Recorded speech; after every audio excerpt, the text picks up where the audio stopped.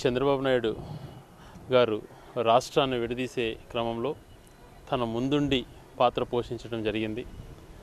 ఆ సమయంలో ఈ కొత్త రాష్ట్రానికి నా అనుభవంని జోడిస్తాను, అన్ని ప్రాంతాలను అభివృద్ధి చేస్తాను, ప్రతి ప్రాంతాన్ని సింగపూర్ లాగా చేస్తానని చెప్పి ఎన్నికలలో మాటలు ఇచ్చి ఓట్లు దండుకున్న తర్వాత ఈరోజు చాలా డ్రామాలు ఆడుతున్నాడు.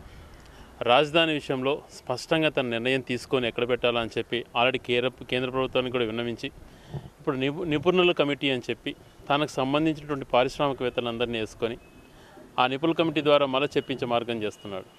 ఈ డ్రామాలు ఆడటం మాని వెనుకబడినటువంటి ప్రాంతాల యొక్క మనోభావాలను దృష్టిలో పెట్టుకొని ఆ ప్రాంతాలకు మేలు చేసే విధంగా చంద్రబాబు నాయుడు గారు పనిచేయాలి.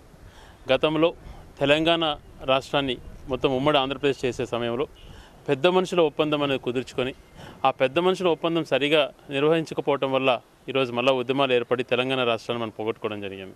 అన్ని రకాల హైదరాబాద్ను అభివృద్ధి చేసుకొని తద్వారా మిగిలిన ప్రాంతాలను అభివృద్ధి చేసుకోవాలా అనుకున్న సమయంలో బాగా ఇన్కమ్ హైదరాబాద్ నుంచి మంచి ఇన్కమ్ జనరేట్ అయ్యే సమయంలో హైదరాబాద్ని కోల్పోయినాం.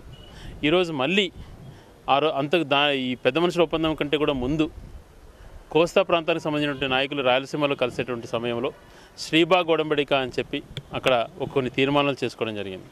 దాంట్లో ఏ తీర్మానాన్ని కూడా ఇప్పుడు దృష్టిలో పెట్టుకోకుండా దానిపైన ఆలోచన చేయకుండా రాయలసీమ ప్రాంత ప్రజలు గొంతు కోయడానికి సిద్ధమయ్యారు.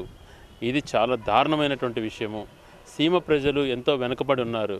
ఈరోజు అనేకమైనటువంటి వ్యవసాయ విశ్వవిద్యాలయానికి సంబంధించి కర్నూలు, నంద్యాలలో ప్రపంచంలో ఎక్కడా పండని విధంగా అనేక రకరకాల ధాన్యాలు పండేటువంటి ప్రాంతం.